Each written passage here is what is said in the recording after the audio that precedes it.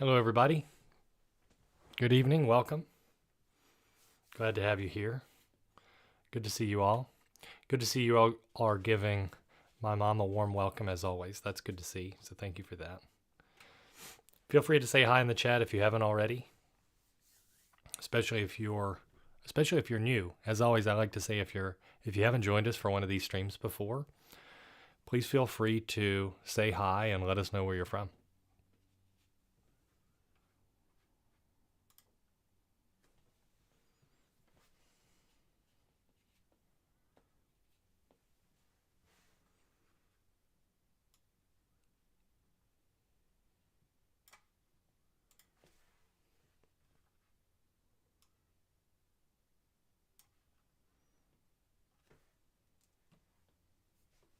Happy spring to everyone.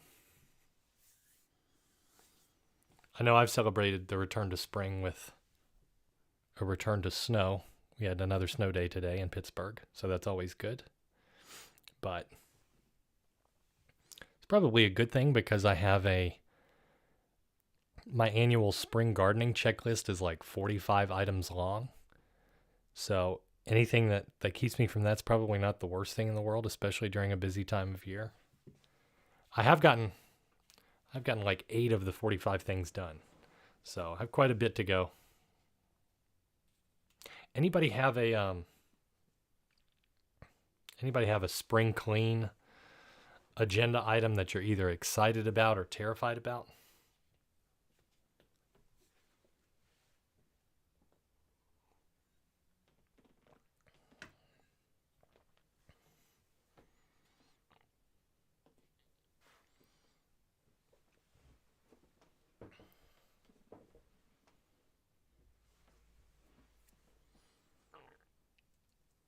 In Austin, it feels like summer. Yeah. I have some friends in Austin, so I was looking at your forecast for this week. I couldn't believe how hot it is down there. You have, 7 or 8 months of it ahead of you, too.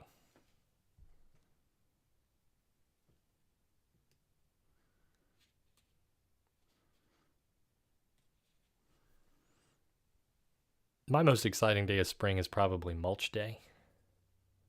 So there's always one day that I try to put all of the mulch out in the garden beds, which is an adventure to put in a small car and then haul around the city and get out there and do it. But there's something about the smell of it to me.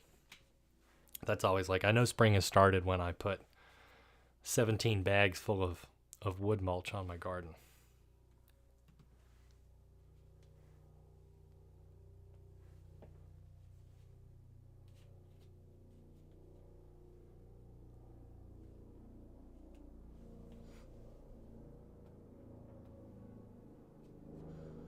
Yeah, 87 degrees Fahrenheit in the evening is no fun.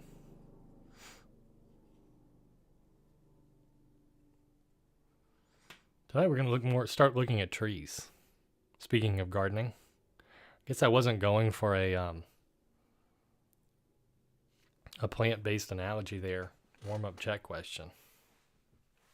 But we're going to start looking at trees, notably evolutionary trees and algorithms for doing so. So if you haven't had a chance to check out our reading, we have the chapter that we're going to be starting today. We have the reading that accompanies it at our programmingforlovers.com website. And it's also in our ebook. So you can take a look there in either of those places to familiarize yourself with what we're going to start doing. In particular, we're going to talk about trees just a little bit tonight in terms of setting up our data for them. Next time is when we're really going to have the engine for making trees, like what we saw when we simulated gravity, and we came up with an engine for simulating gravity. So we'll do that next time. As we've seen in the course, I think everything here is about attack and parry. I try to set up the course from the perspective of we do some foundational stuff, and we take the next steps and do something a little bit challenging. And then that gives us an opportunity to withdraw a little bit and do some more foundational stuff. It's probably harder, so we're staying on the treadmill, we're continuing to go, but we try to do something a little more challenging with our application and then take a step back and learn some foundational stuff, and then do something a little more challenging and take a step back.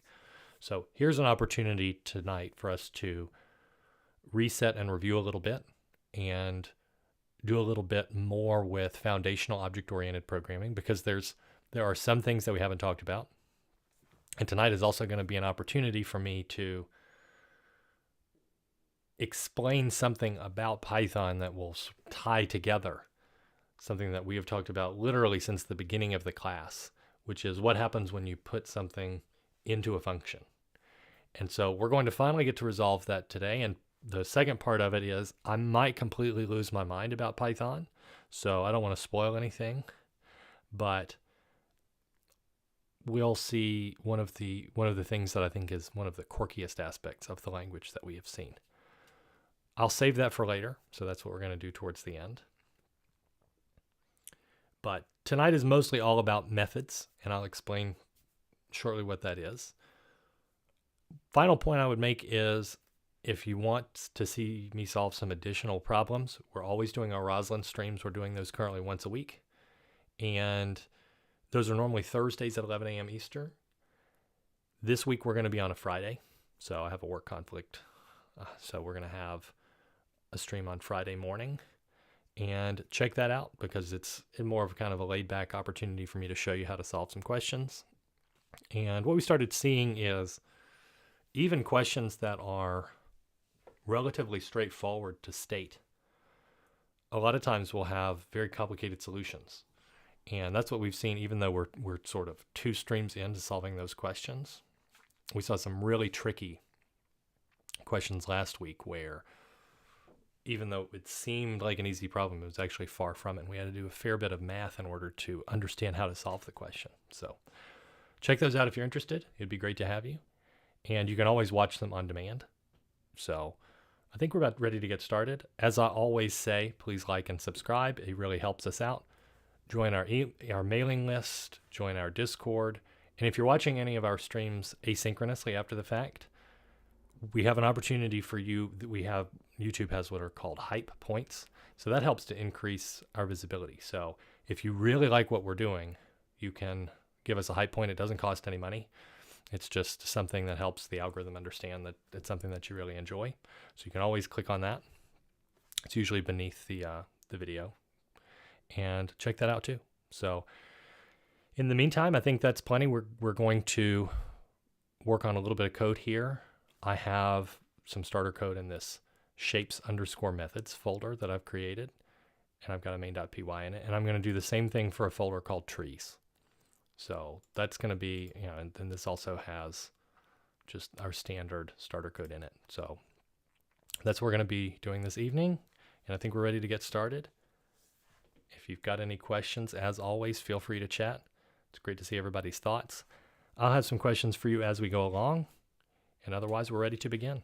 So let's code.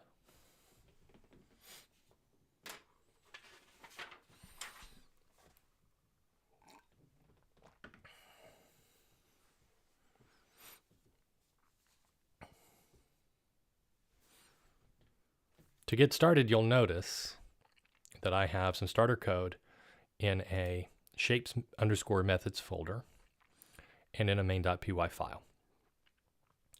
And as we begin, I'm going to refresh your memory on how we declare our own custom classes or object types in Python. And we've seen a couple of ways to do this. There's the traditional way of doing it. And then we transitioned to working with the data class way in which we declare objects. And that's how I'm going to start us off. So I thought it might make sense to just declare our variables and to return to what is often a really good motivating example for object-oriented programming, which is imagining that we're producing a program like PowerPoint that gives us the option to think about like a virtual canvas where we're going to be putting shapes on the canvas. And it'll allow us to learn a little bit about the language if we start from a simple example like that. And we'll remember that if we want to work with the data class framework, then we need to make sure that we import this from the data class library. So we're going to have import data class, and we're also going to need to import field, and we'll see that, I think, here in a little bit. And I'm going to import math too. That'll be useful for when we have circles. But we want to declare a class that's a rectangle, and then we're going to declare our own class that's a circle as well. But when we declare the rectangle class, when we're working with data classes, we know that we can just set whatever the name of our attributes are going to be and then specify their types. We don't have to specify the types, but this is always really useful and helpful to do. And so we know we think about a rectangle as having a width associated with it. And I'm going to set its default width to be equal to 0.0. It's also going to have a height. And we're going to have an x1 coordinate, which we think about as the lower left corner, or it could be the center of the rectangle, however it is that we're representing it. We have a y1. It's going to be the y coordinate of that point. And then we have a rotation parameter that indicates whether we represent it in degrees or radians, how much this shape is being rotated. And we don't need to think about that so much because I'm not really going to use that rotation, so I don't need to specify whether it's degrees or radians and how we're handling it, only because it's not going to come up as something that is inherent to what we do. I want to show you one thing as well, though, and I think last time we also made sure that we always specify this with documentation, so we have a doc string. I'm not going to write a lengthy doc string here because we've already done it when we've worked with shapes. But one thing that I will point out is when we worked with shapes previously, we'll just take a look here. When I represented this, and maybe I'll just copy over my doc string, but we had to write our own init function to initialize an instance of the shape that we're working with. And when we did that, we had some parameter checking. So you can see why we've moved beyond having to write inits, because this is quite an ugly function. But it allowed us to go ahead and check, are the parameters that the user, when they initialize this rectangle, are they valid? So we could make sure, for example, that the user is specifying something that is an instance of a float, right? Maybe we don't want to allow the user to input a string, for example, as our width parameter. That would be bad. There are a whole lot of different checks that we could perform, but I showed you one natural one, which would be to verify that somebody is not trying to make a rectangle that has negative width or negative height. Either of those would be bad. So I'm going to take my rectangle doc string and bring it over, because ultimately everything there is going to be the same. And I also want to perform this check. Now, we don't have that init function. It's included for us. And as a result, if I want to make sure that we perform some parameter checks, then I'm going to do that with a special function called post, double underscore post, underscore init, double underscore. And this is going to take one parameter, which is self. We're going to work more with that here shortly. It's not going to return anything. And I could specify as a doc string for sure. This will, processes parameter checks and results in an error if invalid parameters are given. So if that's the case, well, I want to say, let's check in this particular case that the width and that the height are both not less than 0. And so I want this exact same test, except we're working with self as what we've placed into the function. So this is after we've tried to declare the rectangle. So assuming that the user has created a rectangle, an instance of a rectangle with whatever attribute values that user has assigned, this will go through after that rectangle has been created and perform these parameter checks. So The fact that it's called post-init just means after the initialization of this instance of a rectangle. And so here's where I can add if self.width is less than 0.0 or self.height is less than 0.0, I'll raise a value error and say, well, width and height must be non-negative. So far, so good. And I want a similar class for a circle object too. So I also need to have a circle class, and I'll borrow my docstring for when I declared a circle.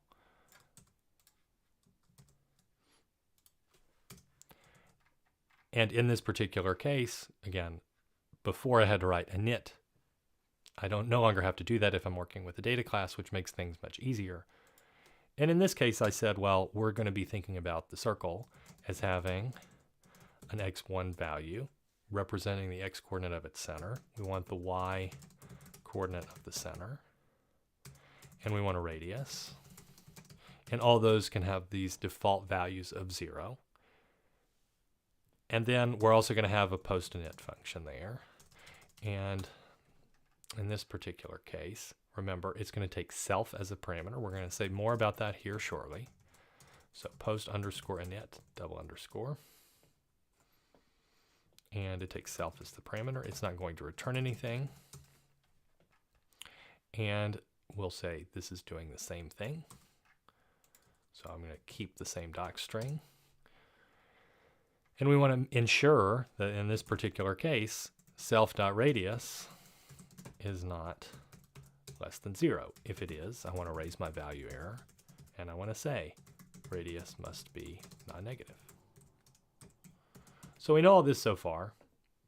The only thing that differs here, we've seen data classes, the only thing that's going to differ is if I wanted to perform these parameter checks, it's ideal to do it within this special post-init function. And I don't think we've seen this way of writing a function before. It's our first foray into looking at methods, which I'm going to say more about throughout what we're doing here. So you're going to see more functions that are like this, that take self as a parameter, and that are defined within the class. Note that this definition of this function is occurring within the class representation. It's indented alongside of the attributes. So more on that momentarily. I also want you to recall something. I want you to recall that when we worked with shapes, if you followed us before, then you'll have seen that if I wanted to produce the area of one of our rectangles or circles, well, I needed to write a function, and Python didn't like that if I had two functions that were named the same name. If I did, then Python was going to take whatever I defined last. So that caused some issues where we saw, well, I tried to define the area of a rectangle and the area of a circle, but then when I called it on a rectangle, it says you don't have a radius attribute. So that was an issue. And how we got around it was to say, well, I can name the two functions something different. I could name this the area of a circle. I could name this area of a rectangle. And that's not a solution that we liked having in the long term. And the question was, how is it that we get around this concern that I don't want to keep having to, if I had 12 different shapes, you're telling me I would have to name all of the area functions different names? That doesn't really make a whole lot of sense. I would love for them each to have their own function called area. And I want you to notice how I framed that by saying each of the shapes possesses their own area function in the same way that the shapes possess the other attributes that they have. So a shape possesses a width and a height, an x1, a y1, and a rotation. And remember, we said you even could define the area as an attribute, but the reason why we don't is because we have this paradigm of minimalism that we try to strive for.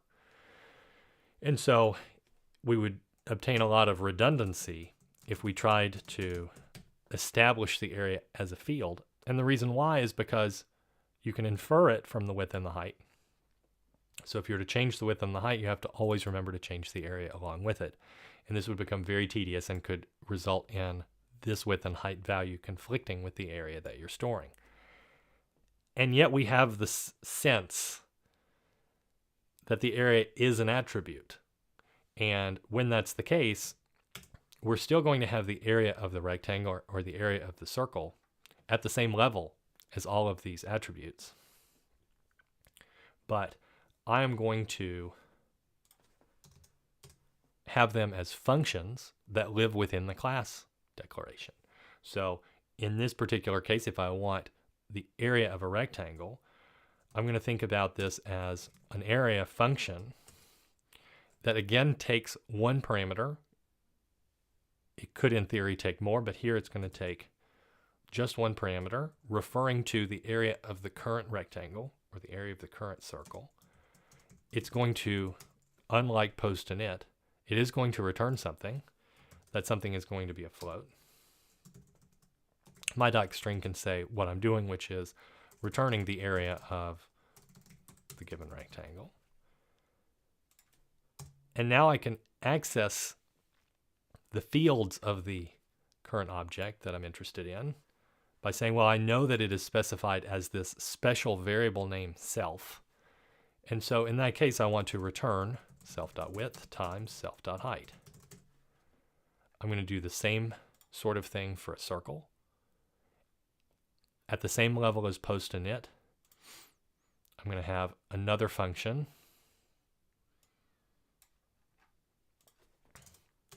And this method is going to be called area. It's going to take self as a parameter. It's going to return a float. What do we say it does? It returns the area of the circle. And then here I want to return, let's say math.pi times the radius squared. So here I access self.radius, and I can multiply it by itself, or I could do double asterisk or double star 2 to indicate that I'm raising the radius to the power of 2. We would like, of course, to also use these things. And so I will show you how we call a method in Python. And the whole idea is that instead of placing the rectangle or the circle as input to the function, which is what we did previously when we worked with area of rectangle and area of circle, instead of doing that, remember I'm thinking about the area as almost the same kind of thing as an attribute of the circle or the rectangle. And so I will call this in main by saying, let's declare a couple of objects. So let's have an instance of a rectangle and an instance of a circle. Oh, I've messed that up. Okay. Instance of a rectangle. And we can specify any of the parameters that we like, or we could specify none of them and they're going to get their defaults. If you want to specify parameters, you can do so in any order as long as you know what the attributes are named. So if I know that the width is called width and the height is called height, I can specify them as width equals 3.0, height equals 4.0, or I could switch these two parameters. If I don't specify width equal, then they're going to appear in the same order that they appear in the declaration. So when we come up here, we see that width comes first and then height. These are your first two parameters specified. So when this gets passed to the init that exists behind the scenes, you would be setting this to have a width equal to 0.0 or equal to 3 and a height equal to 4. If you want to set x1 and y1, say you wanted those to be 3 and 4, well, you would then need to make sure that you specified them in this way. But this is a much stronger, better way of declaring an instance of an object anyway, is to make sure that you know what the attributes are and you're setting each of those. And this makes it very readable. Again, as I said, I'm going to let x1 and y1 start off as 0.0 in each case. But I'm going to set the width equal to 3, and I'm going to set the height equal to 4. Then let's declare circle 2. So when I declare the circle, I'm going to set as I said, I can set these values. If I don't set the values for x1 and y1, they're going to get those 0 values by default. And let's set the radius equal to 2.0. So the rectangle has a width equal to 3 and a height equal to 4. That makes its area 12. And the circle is going to have a radius equal to 2. So its area is going to be pi times the radius squared, or 4 pi.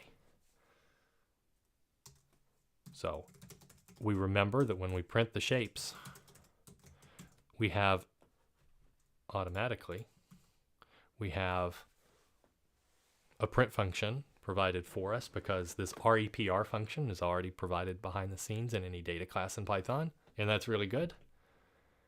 And when we run this, we'll see those get printed. So I'm going to cd into src, and I call this shapes underscore methods.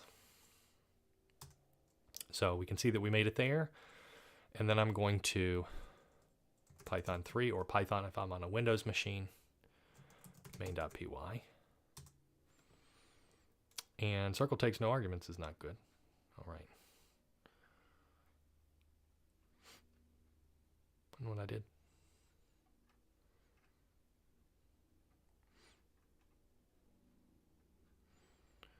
C equals circle, x1 equals 0.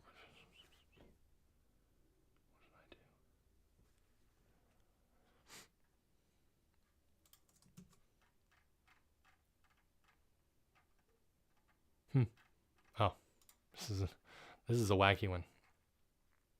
So it was fine with rectangle, but it wasn't okay with circle. And that's because I was declaring, I do have the self keyword.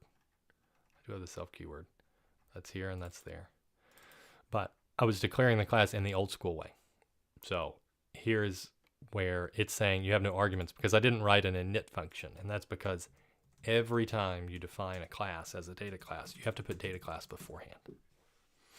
So easy bug to fix.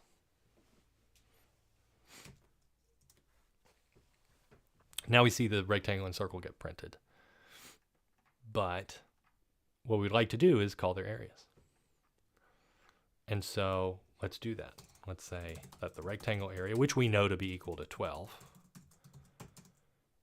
And here's where I can learn how to call a method. If we had set area as an attribute of the rectangle, we would call it with r.area, right?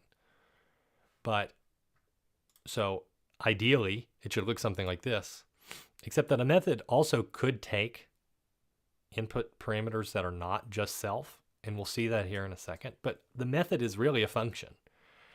It's going in and you're thinking about it as taking self as the input and then producing a float.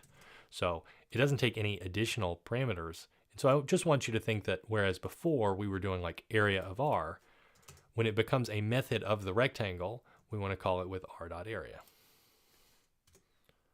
And I'll print this area of a circle, and I'll say that's c.area. And now when we save it and we run it, we see that the rectangle area is indeed 12, and the circle area is hopefully 4 pi, 12.566, and so forth.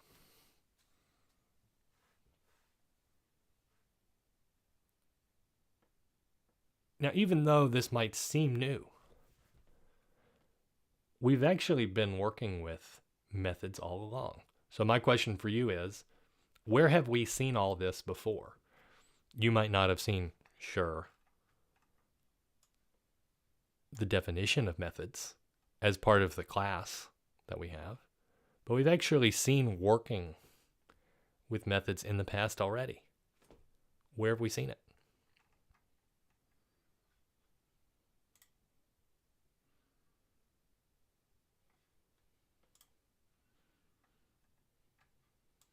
Where have we seen code like this?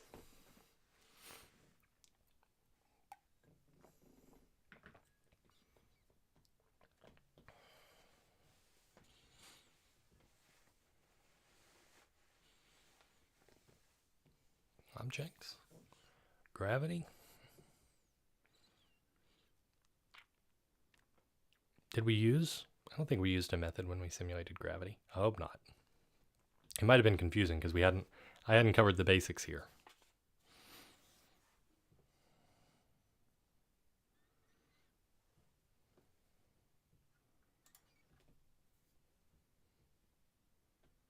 I'll give you a hint. It's one of the things that one of the instances of working with methods very much involves shapes.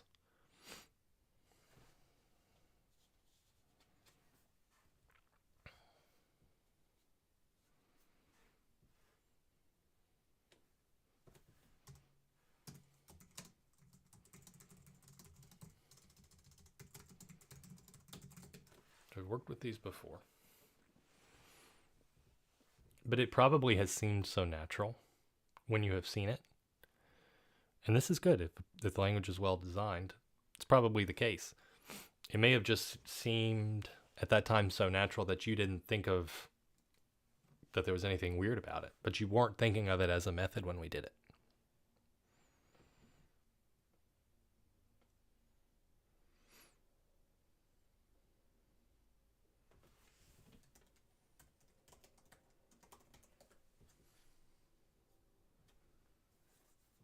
All right, Tom has a good example, split. Yes, I think that's a deep cut, because we've used that very sparingly. But when we've done some file reading and this sort of things, we have used the dot split function. That's absolutely right. I'm thinking of some less complex or less exotic examples.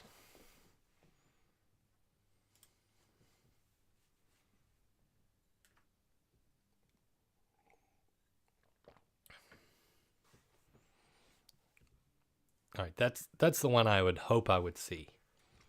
And we've seen it so many times that it's just become second nature, and you weren't thinking of it as a method. But absolutely right. Whenever I say list.append of something, okay, append here is a method that's associated with our list. So that was unlike anything else, any other way that we have written functions. But now you know what was going on here, which is that append is a method that gets associated with a list. The other place we've seen it is in an instance of, well, if I have like a Pygame object that I called surface, that I was thinking of as like a virtual canvas that we were going to draw things on. When we looked at drawing, we had examples of like surface.fill, and then we filled this virtual canvas with whatever color we wanted the fill color to be. So in the case of dark gray or yellow, whatever it was. So when we were creating a surface and filling it or drawing on it, a lot of times we represented this like this with a method. So this looks very natural, and when we introduced it, we weren't introducing it in that way, but that's what we were doing the entire time. So in the same way, this is just allowing us to write our own methods that are associated with object classes that we define ourselves, which is nice. There's a conceptualization I want to give you here, and that conceptualization is, if we think of the objects themselves as these containers of variables and now methods associated with them, you almost think of those as your nouns. The attributes that get associated with them are descriptive, and these are almost like the adjectives that are used to describe that circle. And the methods are going to be thought of as, well, really one of two things. We're going to see them as verbs, so it's almost like actions that the objects can take. So in the case of the surface is taking the action of filling this virtual canvas with whatever this input color is. In the case of area, it's not really the case, though, that it's an action. It's also just sort of an inferable property that, in this case, we can infer automatically from the collection of attributes that we have. And so methods are useful in that sense, too. Methods are going to be extra specially powerful whenever we have data that are inherently recursive. And we haven't talked about recursion yet, and it's going to be terrific because we have an opportunity to, when we work with trees, the application of drawing evolutionary trees is going to be wonderful for working with recursion.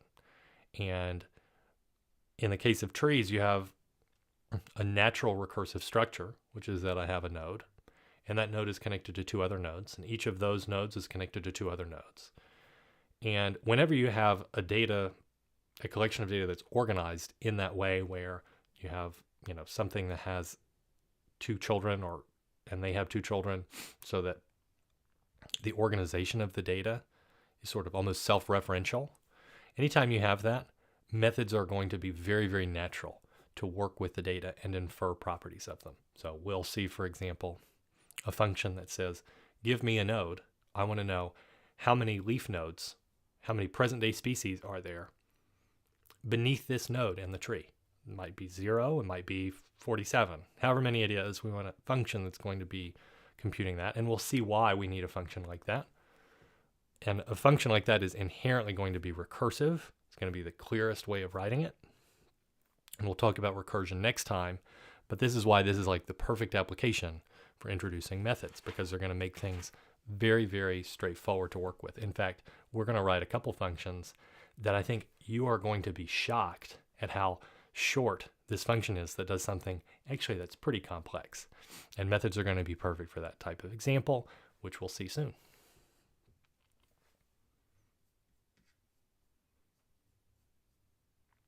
In the meantime, I would like to show you a couple other methods. And in particular, you'll notice, well, with surface.fill, it was a surface method, but we also specified this parameter, which was the color that I want to fill the canvas with. And if that's the case, let's see an example of that in the world of shapes.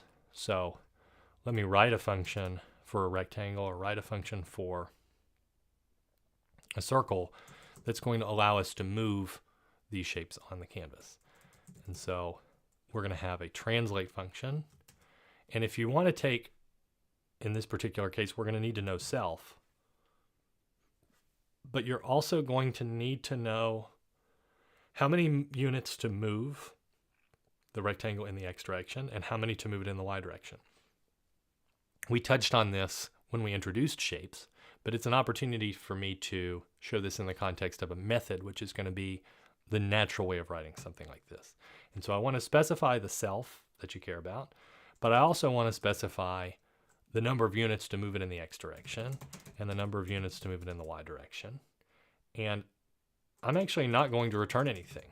So when we worked with shapes previously, we thought about the translate function as this, like, well, do we need to return anything?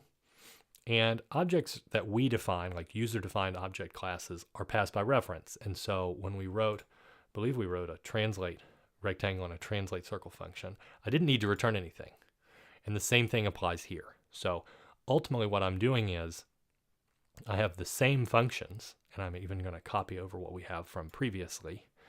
I have the same docstring, and I'm going to take the same action, which is I'm going to move the x1 value of r by a units in the x direction, add a units to it, and add the y coordinate, add b units to it, and the same thing for the circle. So the nice thing here is I'm thinking about the method here as this action of the rectangle. So it's the rectangle that's moving a units in the x direction and b units in the y direction. And when we write the function, it just seems that much more natural. I'm going to be able to call r.translate of something, and I'm not going to have to do this palaver of ensuring that the functions have different names. So that's going to be nice too.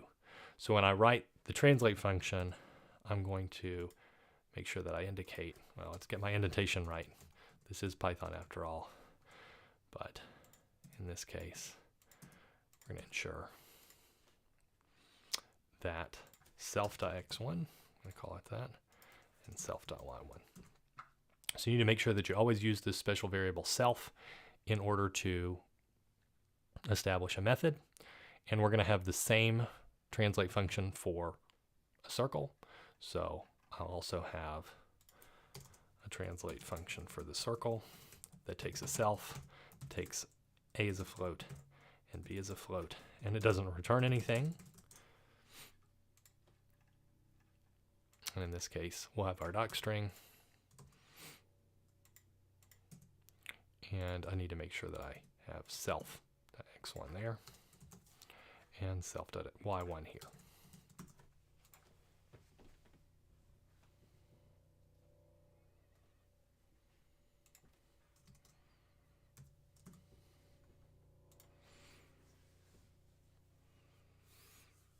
Now that I've written these translate functions, the natural thing to do would be to call them. And you'll notice that they each have their x1 and y1 values equal to 0. I explicitly set it to be the case in the circle example. And in the rectangle example, I didn't set them, but we know from the declaration of the rectangle that if you don't set them, you get default values equal to 0. So we know that their x and y1s are both equal to 0. Let's call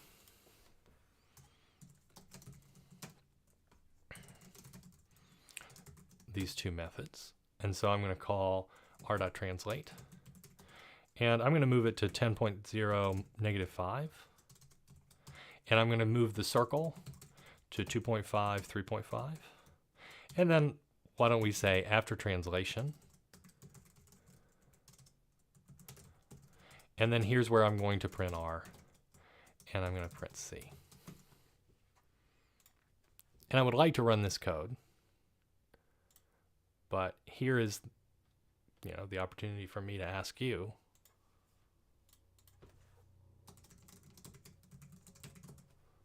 do the shapes move?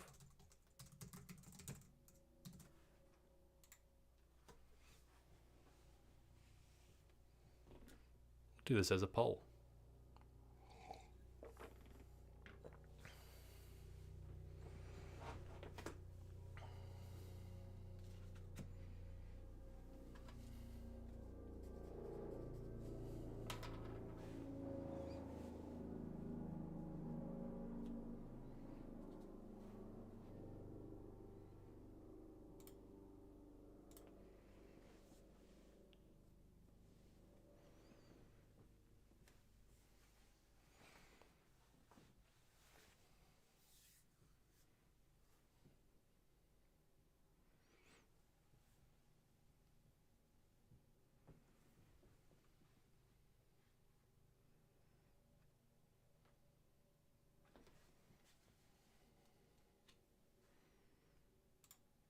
Let's see what the chat thinks.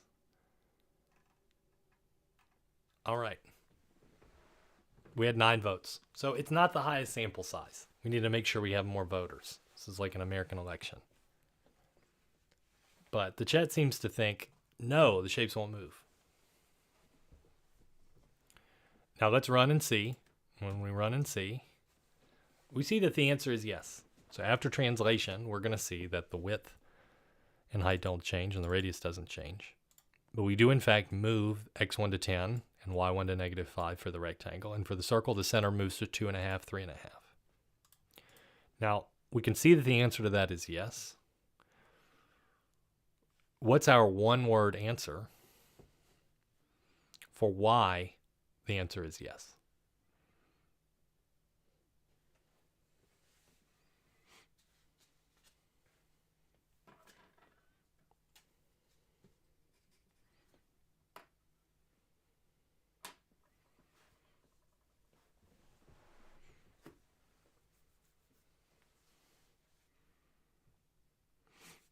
Iris says by reference.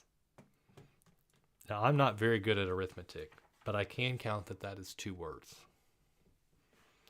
I think you're on the right track. You have a good answer.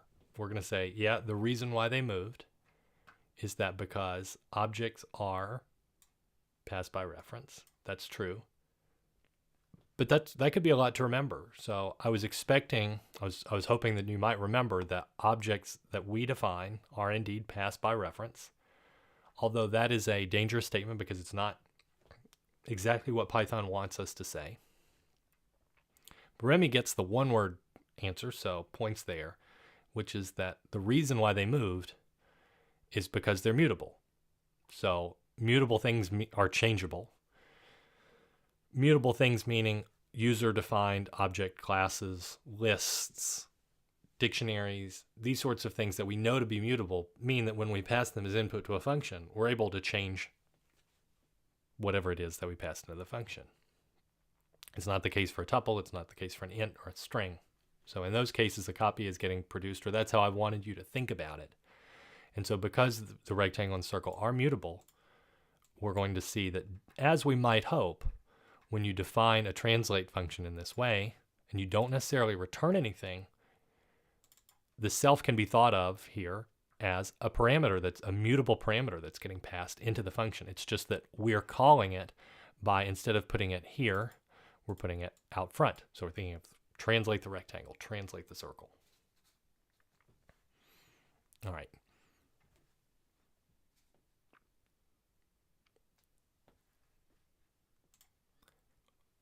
One function you might like to write, and I think we saw this previously when we worked with shapes, but one function that you might just enjoy writing as an exercise is to write a function or a method called scale. And you can do this for each of the shapes. So we need a scale function.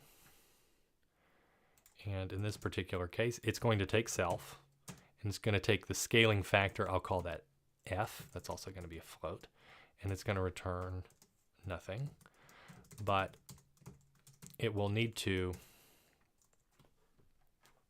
scale the circle by the given scaling factor. By that I mean, if the scaling factor is 3, I want this circle to become, it's dangerous to say 3 times as large because actually the area needs to go up by a factor of 9. And if the scaling factor is 0.5, we want the area to go down by a factor of a quarter. And so the question is, what is it that I need to do in terms of the attributes in order to achieve that? I'll give you a hint. X1 and Y1 are not going to change because the center of the circle won't move, but the radius is going to change. So think about writing those functions for the circle class as well as the rectangle class.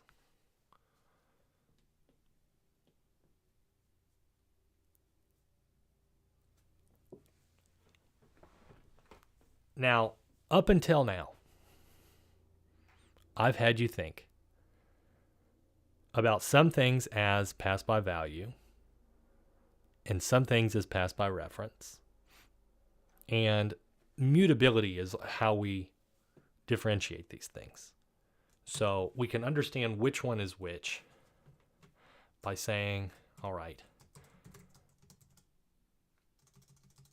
if it's passed by value, these are immutable things. If it's passed by reference, these are the mutable things. And I've mentioned this, but I thought we could think about it as a table. So ints are immutable. Lists are mutable. Things like floats are immutable. Dictionaries are mutable. Strings and so forth, immutable. User-defined classes, like in this case, a rectangle or a circle, as we've seen, those are mutable too. And I'll just say tuples, etc. So bools, I guess, are immutable, and so forth.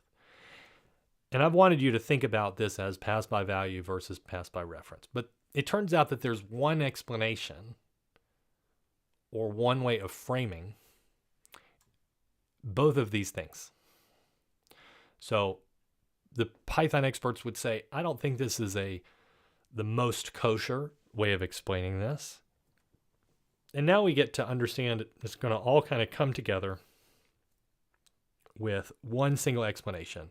And that one single statement is that in Python, everything is an object.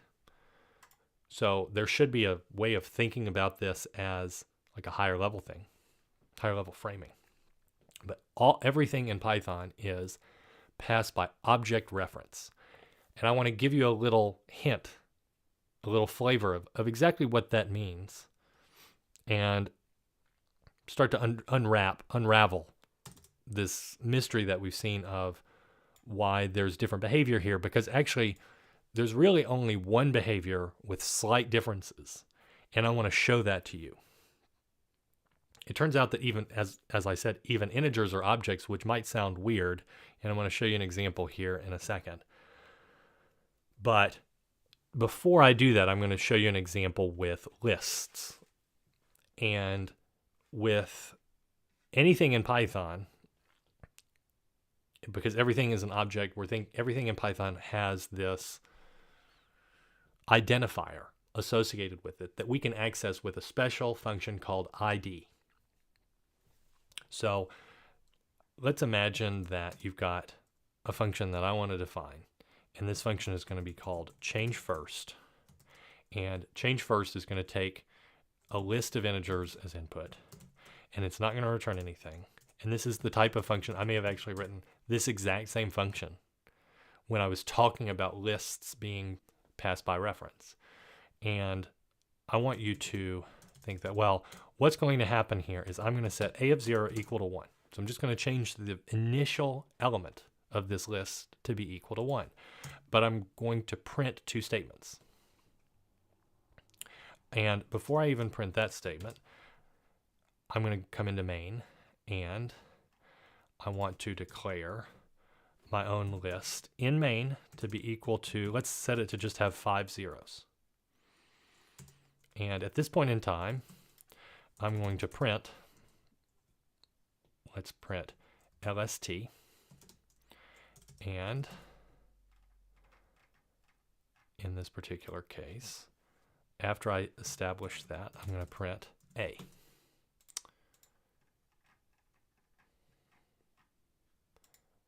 I'm going to print LST here. Okay, so I've declared the list equal to 5 zeros, and then I'm going to print it. And then in here, I've changed the first element, the initial element, and then I'm going to print it. And we know what's going to happen now. So in this particular case, I forgot to call change first. That would be helpful. So let me call change first of LST.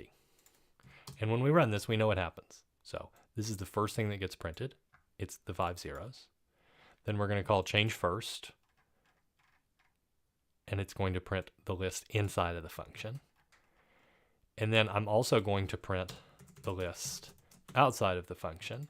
And because you know that the list is mutable, I don't need to poll everybody. I know 100% of you are going to say, I know that that is going to get printed as well. So when we create my list, it's 5 zeros. We call the function, and then we print the list. Well, because of the mutability, that list got passed into the function, not a copy. And so when we change it in the function, we change it out here. So that's what we see here. Now I'm going to add a little bit more to this.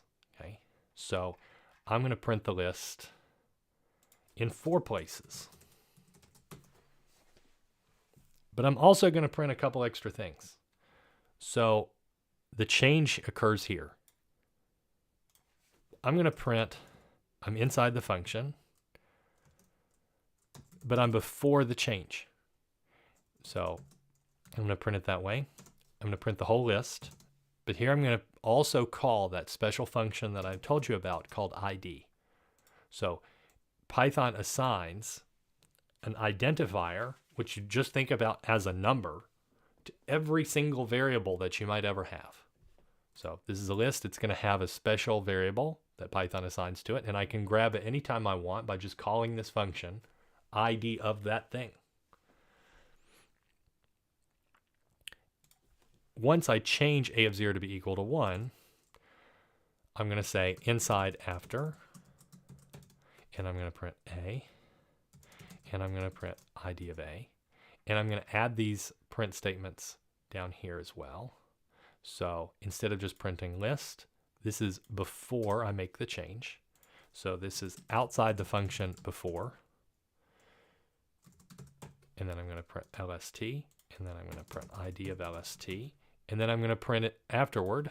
So after the function call, I'm going to call this outside after, LST, ID of LST. Now, I told you, ID is just going to be a number. So when I run the code here, and I make sure I save this, and I call Python 3 main.py, the question becomes, how many different values of ID are going to get printed? What do you think? Note, I call ID 4 different times. Before I set a of 0 equal to 1 inside of the function and after. And before the function call, meaning before the change outside of the function and after. So of those 4 different calls of ID, how many different values am I going to obtain?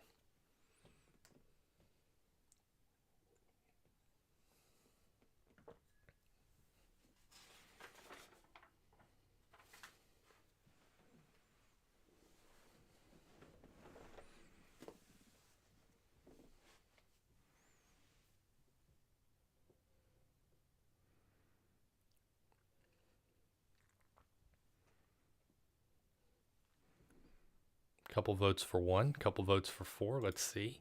All right, I'm going to run it, and then we're going to take a look.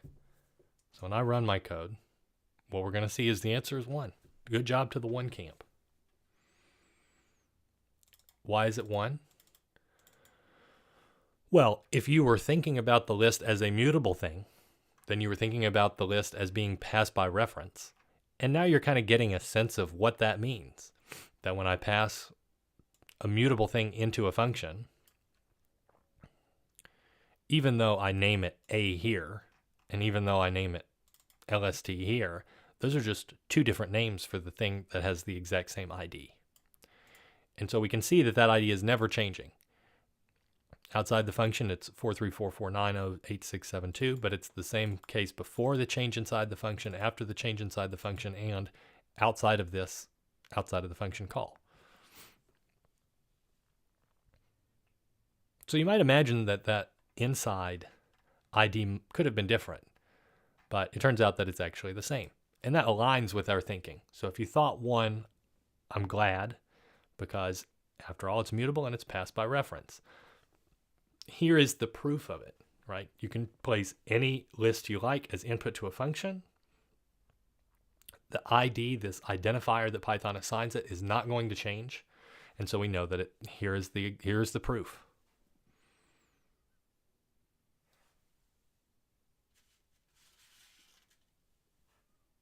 All this makes sense. The question is, well, something I would hope you might be wondering is I told you everything in Python is an object, right? Okay, so if everything's an object and an integer is an object, why don't I do the exact same thing for an integer input? So I'm going to say change value, okay? X is an integer, and it's not going to return anything. But let's say, I don't know, print inside before X and the identity of X. Okay. And I'm not going to actually change it yet. I'm going to have just this function. And then I'm going to come into main. And inside of main, the next thing I'm going to set is a variable n. It's going to be an integer. It's going to be equal to 5. And I'm going to print outside before n and ID of n. And then I'm going to call change value of n. And my question is, I have 2 calls to ID.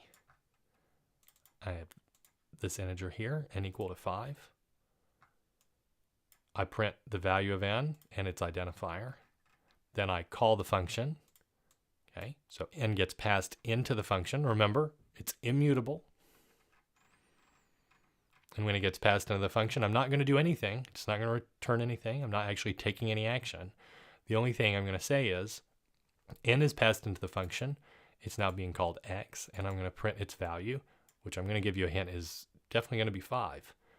But what I'm really interested in is, what about its ID? So the question becomes, are the 2 IDs that get printed for this integer, are they going to be the same or are they going to be different?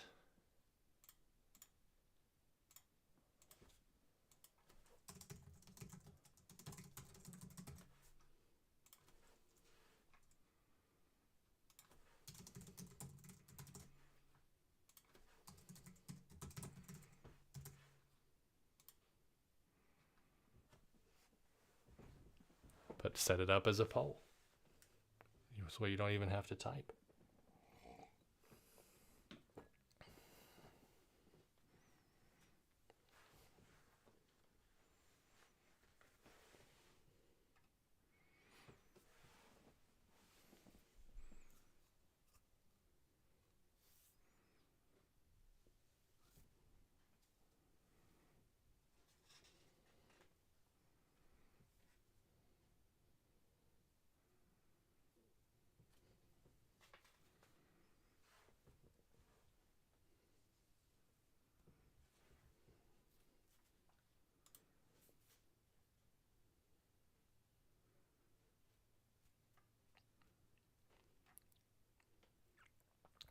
So it's still very much going to be 5.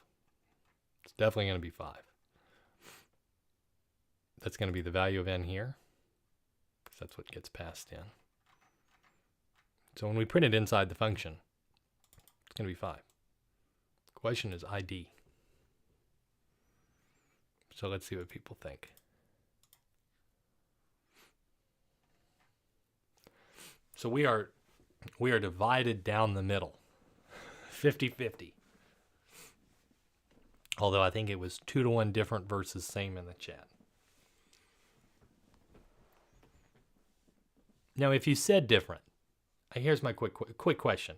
If you said different, that's a different response to what we saw here. So we saw it's the same when we're working with lists. Why would you think it's different? What would cause you to vote different?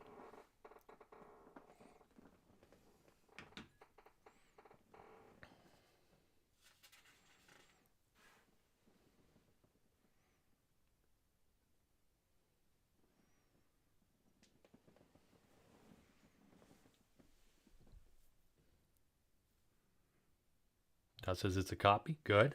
Certainly. I've wanted you to think about everything as, I said it's an integer, so it's passed by value. It's immutable.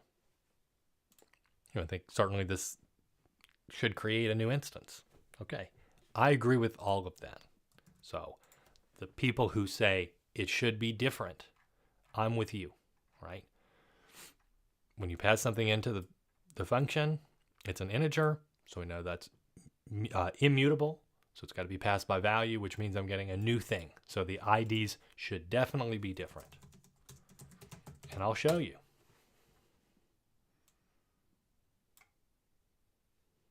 Inside before, n is 5. Here's the ID, or outside before. Inside the function, n is 5. It's now called x, but the ID is the same.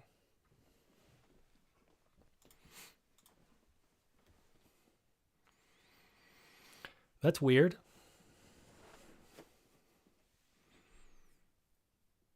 So the question is, what's going on here? I thought this integer was passed by value, and I have proof that it's not. So at this point in time, this is not passed by value. It is the same integer that I passed into the function. Now that's weird, right? So what if I then change it? I'll say x plus equal to 10. Does that mean that I'm changing n also? And I'm not going to return anything? Well, we know that when you come down here, n is going to be the same. And in this case, let's say, print outside after an n, an ID of n. Okay, so I'm going to print all of this. And I didn't return anything. So all of this, I've not actually changed this. I'm not surprised that this ID is the same as this ID. But what's going on here, right? Well, let's say I change that inside of the function, and then I'm going to have one more print statement to say inside after x and ID of x. And you're thinking, well, why, if this was 5 and it has the same ID as this thing, why didn't it change? Why didn't this become 15? But we know that's insane, because I've wanted you to think about when you pass an integer into a function, obviously you're not passing the exact same integer, but this is trying to say that you are, but we know that's not the case because it's passed by value and that's how it's behaved. So this print statement is going to show us what's actually happening, which is there is one place, and it looks terrifyingly similar, but these three IDs are the same, and this one is not. So we do actually see, in this case, there are two different IDs that are printed in the case of something that is immutable, like an integer. In the case of a mutable thing, it was always the same. In the case of an immutable thing, we can see that what happens is that technically, when you pass something that is immutable into a function, the copy actually isn't created. The copy is only created when it's changed. Okay. So it's only at this point in time that the ID is going to be new, because you actually have a new thing. You might think I would hate that. I don't. I think that's really interesting, honestly. And it turns out that things for integers are actually even stranger than that. All right. So let me show you what I mean. Okay. Let's say, for example, I set another variable equal to, and we know what's the value of n right now. It's equal to 5. Okay. So even though I changed it here, we can see it's still equal to 5. All right. Let's set another variable int that I'm going to call y equal to 5. And then I'm going to say if id of y is equal to id of n, there's no way that would be how Python would set this up, right? Clearly, these are different variables. I have declared n to be 5 and y to be 5. So there's no way on earth that we're going to see this printed, right?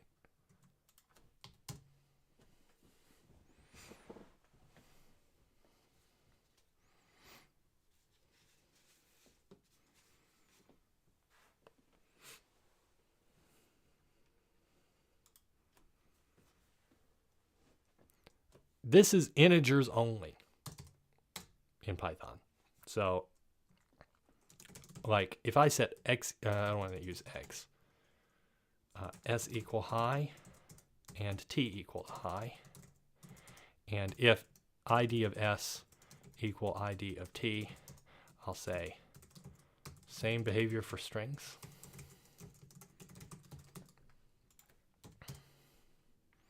And even that works. So what is happening here is Python, there's a dark secret, and I'm going to delete this because it's useful to just talk about this for integers. In order to be not quite so slow and to optimize things, Python relies on a lower level language called C behind the scenes. So when you install Python, it's actually reliant upon, for its installation, it's reliant on this other language C.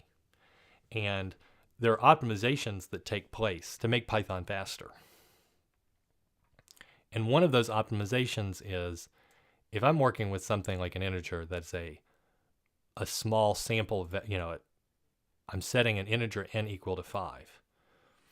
To optimize things, when you set y equal to 5, Python doesn't create a new variable and allocate it somewhere else in the memory and say, oh, I've got an n that's equal to 5 and I've got a y that's equal to 5, and they're two different locations. What it actually is doing is it's essentially, to optimize things, it's saying, well, I already set a variable equal to 5 and I can see that I've got a variable equal to 5, and so I'm not going to create a new container with a 5 in it. I'm going to have one container with a 5 in it, and I'm going to call this same thing n on the one hand and y on the other hand. And if I ever want to change one of these things, well, I'll detangle this, and it's not going to be the case that if I, if I set y plus equal to 1, and now at this point in time, if id of y is equal to id of n, this would be bad. This would be very bad.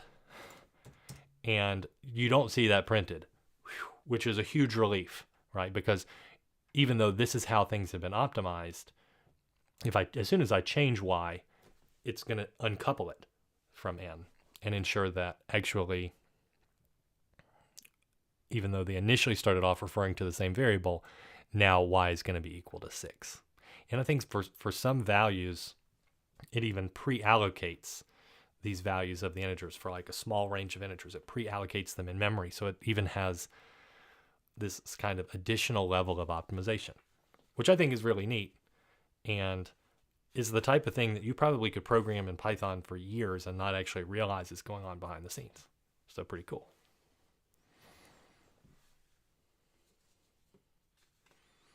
That's all I want to say about methods. And so we're going to talk a little bit about organizing our data for trees. That's going to be the other piece of what we want to talk about. And this will prepare us for implementing our evolutionary tree algorithms. I'm going to put that in a different file though. So in my Explorer, I think we're probably done with shapes finally. But in Explorer, I'm going to look in trees.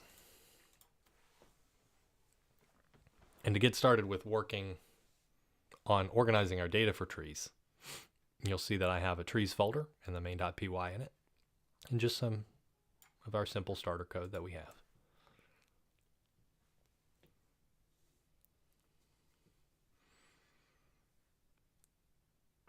Let's talk about how I would organize our data to represent trees. Here's a good idea. So I have a tree. The tree is a collection of nodes. Those nodes could be present day species if they're at the bottom of the tree at the leaves, or they could be ancestral species. But I have each node corresponds to like a species, or taxon is the fancy word. And the edges are going to represent hierarchical connections. So to conceptualize the tree, I think about the tree as a data class, and I'm going to say I have a class tree, and that is going to consist of one attribute that I'm going to say is a list of node objects, and another attribute that's a list of edge objects. And you'll see that Python is angry at me for a few reasons. Number one is that I need to make sure that I have declared my imports, that I make sure to establish from data classes import data class, and I'm going to import field too. So that resolves part of the issue. The other issue here is that I have not defined node and edge. And if I haven't defined them, actually that means that I need to define the node and edge data classes above this point in the file, right? So Python will check everything in order. And for that reason, I need to make sure that I define the data class for a node higher up, and the same thing for an edge. And one way that I could, establish this is to say, well, what is the node going to need to have? And the node will have a variety of things. I think when we work with our evolutionary tree construction algorithm, it'll have more attributes. But in this case, I'm going to say, well, we'll say, let's give it a label that's a string. And I could give it a default value, something like unlabeled. And it's also going to have things like an age, but that could be an integer or it could be a float equal to 0.0. So this will say if it's a present day species, it's going to have age equal to 0. If it's an ancestral species, we're going to be inferring, our algorithm is going to infer how old based off of how different its collection of present day species is underneath it. What's the age associated with this node in the tree? And then as for the edge, well, the edge is going to have this parent-child relationship. So an edge is going to connect two nodes in the tree, and I'm going to have a parent, and that's a node, and I'm going to have a child, and that's a node. And what's nice about this is, again, I'm ensuring that I've defined the node class before I define the edge class, and this is going to ensure that I don't have any issues with Python. So when I have the node here, it's already seen it.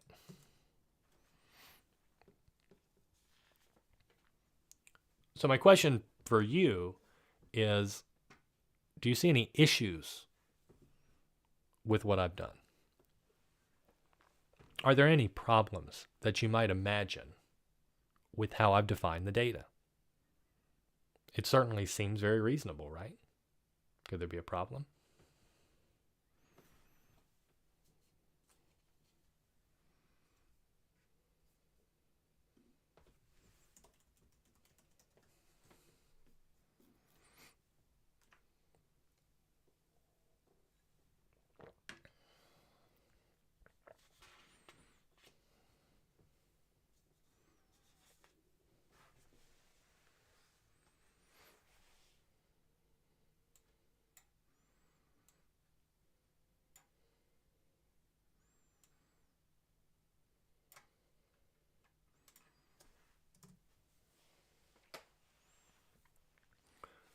Yasmin says errors, question mark, very cautiously.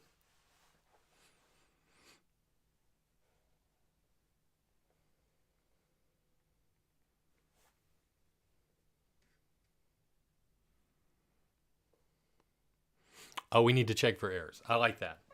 And you're thinking, I didn't add a doc string either. That's good, right? So those are not major sins of programming. Sure, we could have a post init for each of these. That would be good. I like that. And I like that you're thinking about, the parent and child shouldn't be empty, so to speak. I think that's good too. So the edge should have a valid node for its parent and a valid node for the child. That's good too. Yep.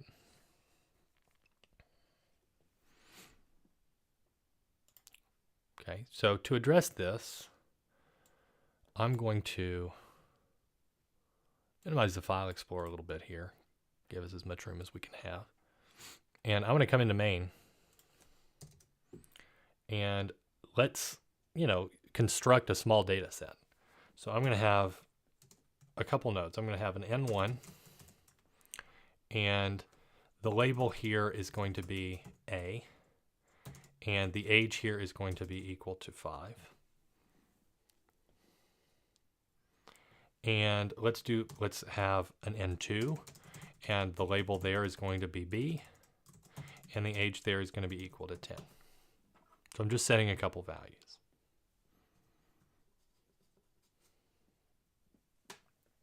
And if I've got two nodes, well, let's establish an edge too, except I'll be clever and I'll say T is a tree, and its nodes, remember, it has a collection of nodes and a collection of edges. So its nodes are just going to be this list N1 and N2. Okay, so far so good. And its edges, well, I haven't declared any edges yet, but I'm going to declare them inside here. So I'm going to say let's establish an edge, and that edge should connect N1 to N2. And if we want to be, if we want to be very precise, we can say that the parent is equal to N1 and the child is equal to N2.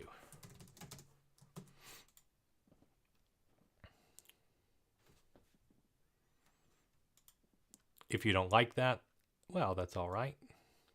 I could copy that out and say E is equal to the edge. And the set of edges is just a list containing E. So either way works.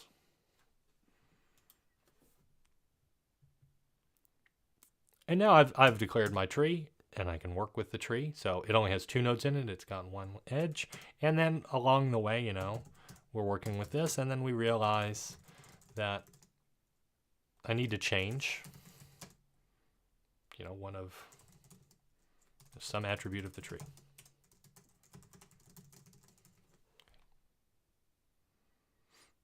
And so in particular, let's say I know that the tree has two nodes, nodes of 0 and nodes of 1. And so let's change its first node. So I'll say t.nodes of 0. And I'm going to say this is a node. And I'm going to say its label needs to be A prime, or I could do A star or something like that. Whatever indicates that it's going to be a modified version of A. And then I'm also going to say, well, let's set its age equal to 0.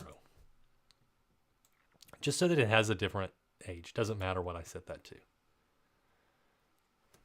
And at this point in time, I'm going to print t.nodes of 0 so that you're going to see that it changed. And we can do this. So I'm going to come into a terminal, open up a terminal, and we're in shapes methods. So,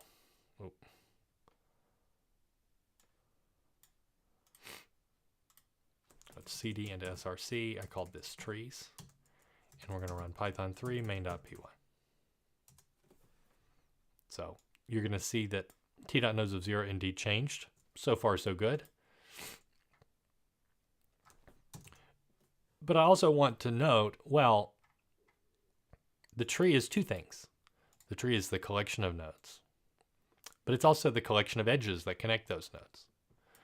And if this edge, this one edge in my tree, connects the first node to the second node, well, then I should be able to go in and access that node through the edge. So in particular, remember, that's e.parent. So I can also print t.edges of 0.parent.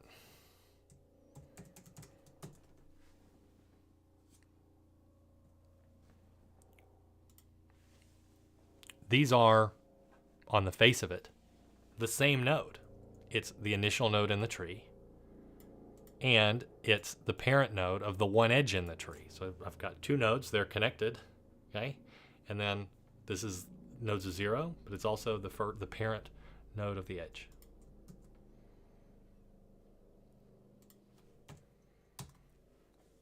But when we print this, we see t.edges of 0.parent gives me a label equal to not a prime, but a. If you don't like that, I could do a star.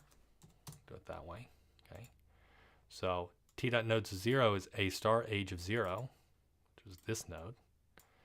But t.edges of 0.parent, which should be the same node, is equal to a label of a and age equals 5. And that's the original node that we set. So we thought we changed this node, but actually it still lives by accessing the parent of the one edge.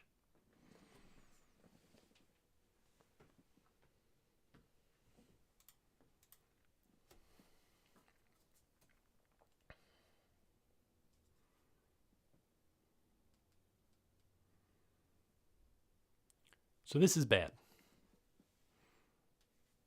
These should refer to the same node.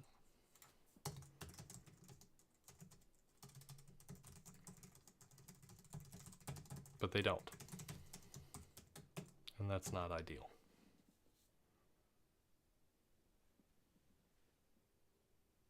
The bigger picture problem here is that our data design is redundant.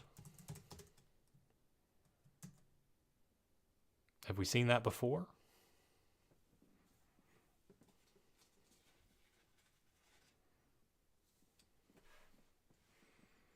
Where have we seen that before? Aisha, meanwhile, you said you need at least 2 nodes for a valid edge to exist. I want you to hold on to that thought.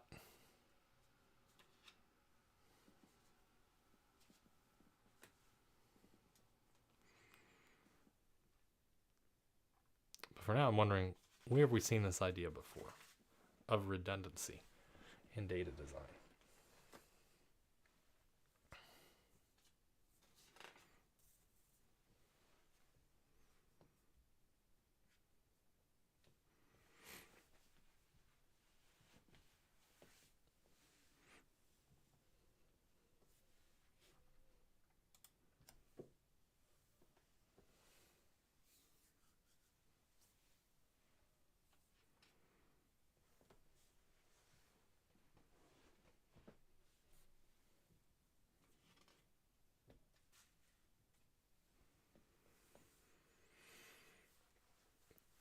All right, Nadarajan, you get it? Good. In the case of shapes, so even though we're working with something very different here in terms of trees, in the case of shapes, remember we said the last thing you'd want to do is to store the radius and the area and the perimeter of a circle, or the width and the height and the area and the perimeter of a rectangle, because you can infer the area and the perimeter from the width and the height of the rectangle or from the radius of the circle. There are formulas there that we can use. And so if you stored all that stuff and you changed one of the things, then you'd have to always remember to change the other things, and this would be a major pain. So that's too much to ask of the programmer. And in particular, we're going to remember that, in object-oriented programming, minimalism is king. In other words, why have many attributes when a few will work?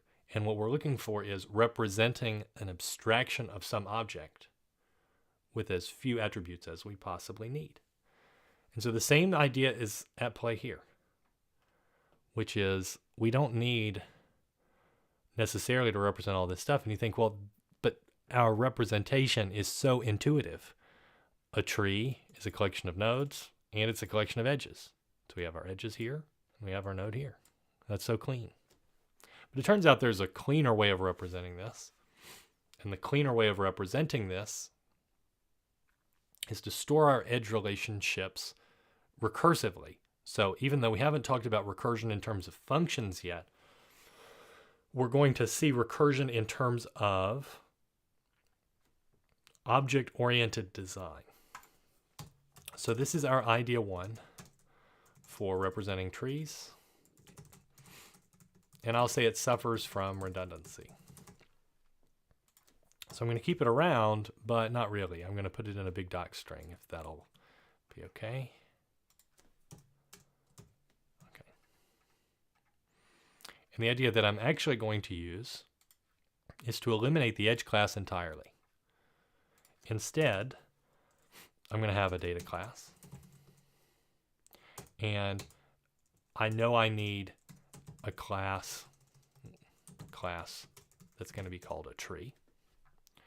And I know I'm going to need a node too. But I'm not going to store an edge. And I'll show you how I do it. In the case of the tree is only going to store a list of nodes. And here is where we get the hideous, because we know that that list is a mutable thing. You want to set list of nodes. And you would love to just say, oh, well, in the default case, it's this. Okay. But technically, and I avoided it here because I felt like, well, I wasn't actually going to use this anyway. But to prevent ourselves from being in a circumstance where every imaginable tree shares the same list of nodes, remember that Python, would be ludicrous. Python means, well, if you want this other case where when you create a tree, it gets its own list, which would be what you'd want. Every tree has its own list of nodes. Then remember you have to do this field, and field has to be imported from the data classes module. And you specify that default underscore factory equal to list. Okay. So this just means fresh empty list for each tree. So every time you have a tree instance, it's going to get an empty list associated with it. Hideous but functional. Then if the tree is just a list of nodes, I'm going to have a node class here where, again, I'm going to have a default value for a string. That's the label that gets associated with that node. That's like the name of the species. And then I'm going to have a child 1 as a node and a child 2 as a node. So instead of storing an edge as connecting a parent to a child, each node is going to contain storing the location, so to speak, of the two child nodes that it is connected to. This is a very classic way of thinking about the tree, and it's nice because it is recursive in the sense that the tree doesn't store the edges. The edge relationships are stored as child relationships of a given node. And the recursion, why this is called recursion, is because, well, child 1 and child 2 are both attributes. But what are their types? Their types are themselves nodes. So this is very nice. There's just one problem, which is that when I run this, and I'm going to get all kinds of errors here. So I'm going to also put all of this in a doc string. Okay, but I don't have any code in main. I'm just going to say this was our failed attempt at idea 1.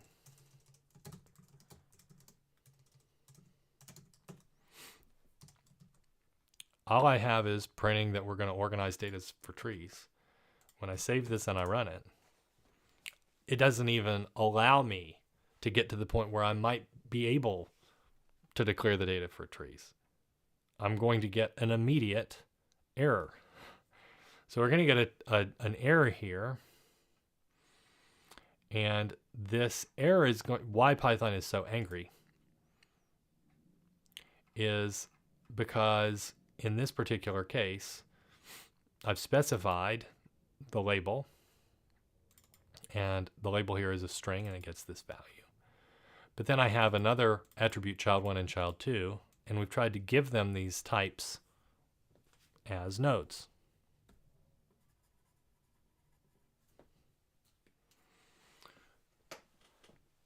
The issue is that at this point in time, I'm trying to specify node as the type of this child. But the problem is that I haven't finished declaring the node class. And so as a result, Python gets confused here and says, yeah, but what is a node?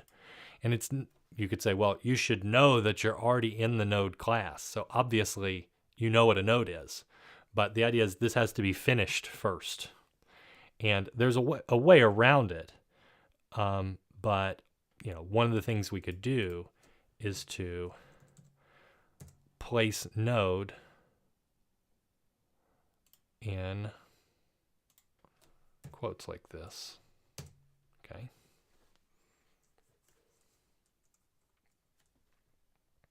And now when I save this, let's see what happens. I get this again. What have I done? Class node. Maybe it doesn't like this. Okay. So this is weird. This is weird.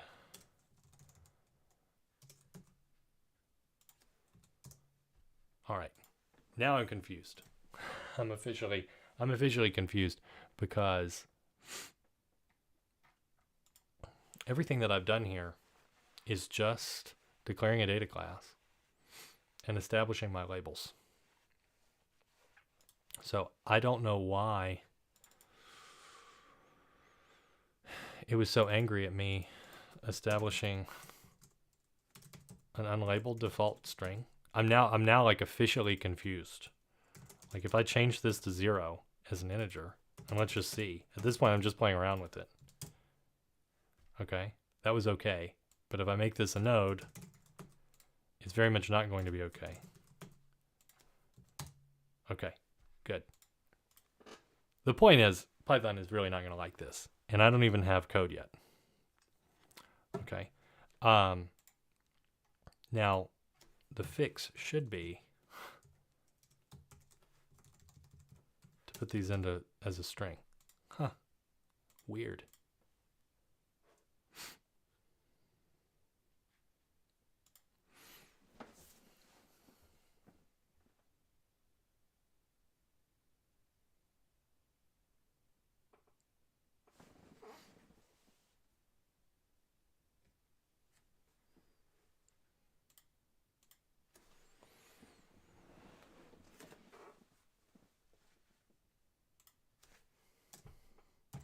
I'm just so confused as to why when I put this in single quotes, the color doesn't change. This is foreshadowing something really bad. Yeah, and I'm getting a type error here. I need to pray to the Python gods. Am I missing an import? I don't think I am.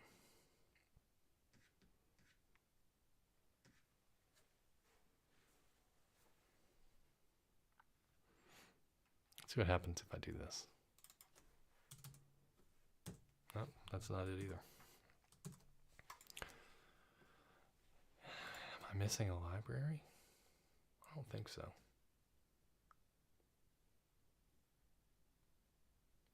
I think it might be like a Python version thing. Okay. Anyway, here's what we'd like to do. Okay. Define it before the label. That's a good thought. I don't think that's going to help. I don't think it's going to help. Okay. I did not know that that would be something it cares about. Interesting. Okay. So, Yasmin, thank you. Under the guise of just trying something, we have child 1 and child 2 declared before the label. Somehow that didn't give me an error now. Great. All right. And yeah, the question is, what's going on when we place this in single quotes? So the single quotes are telling Python to store this like annotation of child 1 and child 2 as a string for now. And then after I declare the class, then come back to it and say it's going to be a node. All right. So this says, make it a string for now. All right, just say store as a string for now. And then after the declaration, make it a node. That's not a full English sentence, but at least it fits on one line. So same thing that happens here. Let's go into main and let's work with this a little bit. So for idea 2, let's set n equal to a node. And I'm going to set its label to be axolotl. That's a fun organism. And it's a present-day species. So when we make our tree and we look for the present-day species, the present-day species are not going to have any children because they're not connected. You know, they're not ancestor species. They're not connected to other things. And so if that's the case, I don't need to set child 1 or child 2, right? So now I save this, and I don't know, let's print n. I mean, we don't need to, but just to feel like we've worked with it. And the reason why I don't really care is because it's telling me that, hey, behind the scenes, I wrote init for you. I wrote this init method, and I'm trying to set child 1 and child 2 as 2 nodes. Like you were supposed to set, you have a node, you told me, store it as a string, and then when the declaration is finished, make this into a node. But I'm waiting on you to tell me what these nodes are because you didn't give me a default value. And how could I give it a default value? Because it's a node. What would its default value be?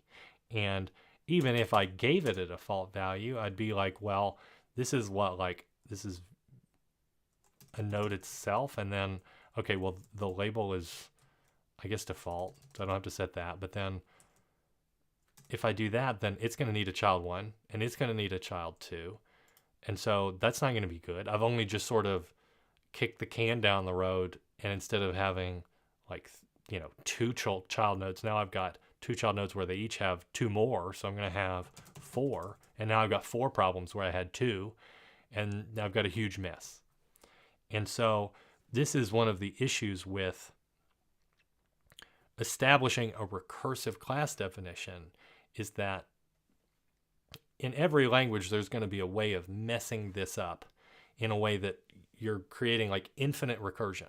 So when I create a node, I've got my axolotl and I said, it needs to be child free. It's at the bottom of the tree. It's not going to be connected to anything below it. But Python doesn't know that. And it needs to have some value set to the node. And we're saying, well, it doesn't have one. And that's going to create problems. So if that's the case, then we need to resolve it. And the way that we're going to resolve it to prevent this like infinite recursion, infinite memory allocation issue is going to depend on the language.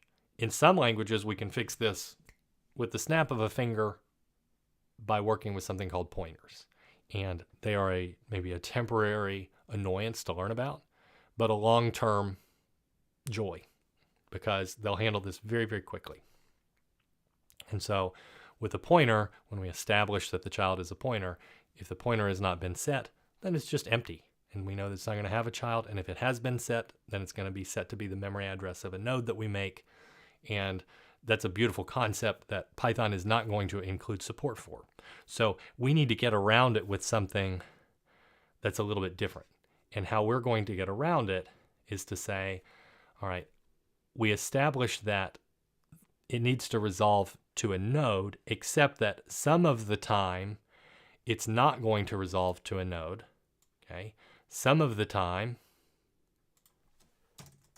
it's going to be nothing at all. And so its default value should be none. Same thing here. The default value is going to be none. That will get rid of this infinite recursion problem, where every time I create a node, it tries to create 2 more child nodes, and then there's just exponential explosion. But then the problem is that none is not a value that gets associated with the node class. That doesn't make any sense. None is a special value in Python, and it's certainly not a value that could be a value of a node. So then Python says, well, yes, but when I resolve the string that you said to store as a string for now, I'm trying to resolve it as a node, which can't be none, which means I have to do one more thing, which is to say or none. Or none. So store it as a string for now, and then after the declaration, we're going to make it into maybe a node. And if the user doesn't tell us to make it into a node, then we're going to make it into none.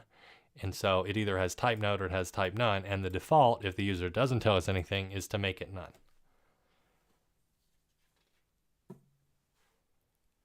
And of all the weird Python stuff, this is the one that it's hard for me to keep my dinner down and look at, because this is one thing to say, oh yeah, I've got a tree. What is a tree? It's a collection of nodes. It's a list. And yeah, I have to make sure I always remember if I've got a field.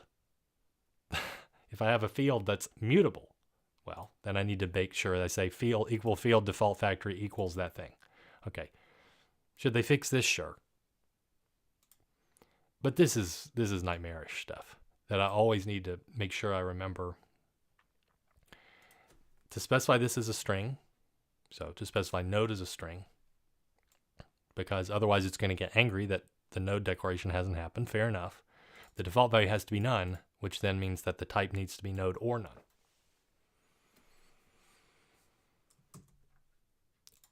And I mean, look at the coloring. The coloring here doesn't even resolve to something that looks nice, because I think that behind the scenes, whatever's going on in VS Code is like, what am I supposed to color this?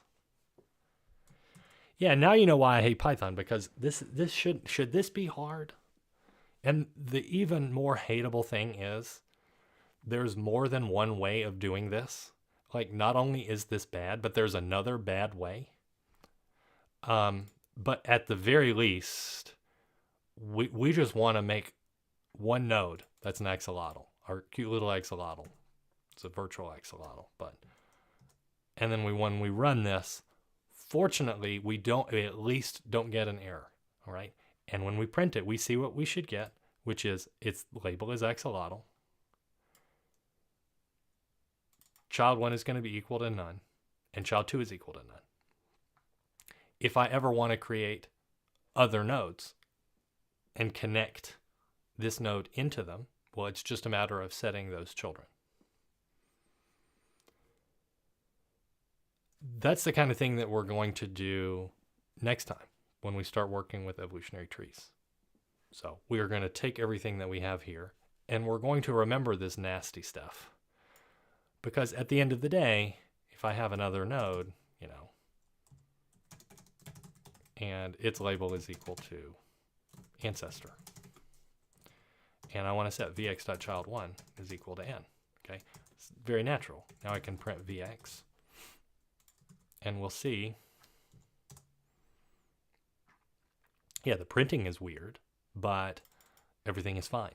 So here's our axolotl, and this is the ancestor node of the axolotl, and it's pointing its left child at n, and this looks good, right? So we can see, yes, it's a little bit difficult to parse, but when we print this, we see child 1 is the axolotl, the label is the ancestor, and child 2 has not been set. So this makes sense. Even though it's maybe tricky to see our edges, we can see there's no edge pointing at child 2, and there is one edge pointing at the node that we made. We will, of course, need more natural ways of printing out our tree as well. And yet at least we're not getting an error, which is a good thing. So now that we had the vomit-inducing aspects of Python behind us, we at least can work with all this, which is what we'll do next time when we take all of this, everything we've learned about methods, everything we've learned about organizing data recursively, and our foundations of evolutionary tree construction, which you can check out on our website and make sure that you do your preparatory reading.